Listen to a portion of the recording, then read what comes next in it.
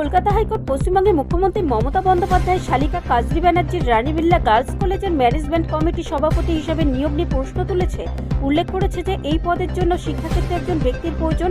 অন্তর্বর্তীকালীন স্বস্তি প্রদান করে আদালত ৩রা জুলাই জারি করা কারণ দর্শানোর নোটিশ এবং ২৯শে আগস্ট কলেজের অধ্যক্ষ শ্রাবন্তী ভট্টাচার্যের বিরুদ্ধে কাজরি ব্যানার্জির জারি করা স্থগিতাদেশ ৮ সপ্তাহের জন্য স্থগিত করেছে।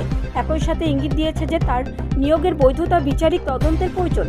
আদালত কমিটি সভাপতি হিসেবে কাজরি ব্যানার্জির নিয়োগ নিয়ে সন্দেহ প্রকাশ করেছে এবং বলেছেন যে ৬ সপ্তাহের মধ্যে বিষয়টি আবারও শুনানি করা হবে। ভট্টাচার্য কারণ দর্শানোর নোটিশকে চ্যালেঞ্জ করে হাইকোর্টের দ্বারস্থ হওয়ার পর সবশেষে ঘটনাটি ঘটেছে।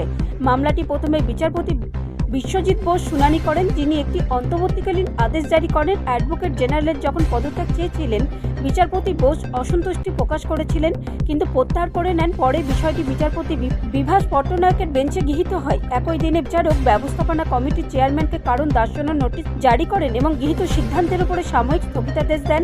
বিচারক বলেন যে এই বিষয়ে বিস্তারিত শুনানির প্রয়োজন। ব্যুরো রিপোর্ট, রাষ্ট্রীয় প্রসার বাংলা।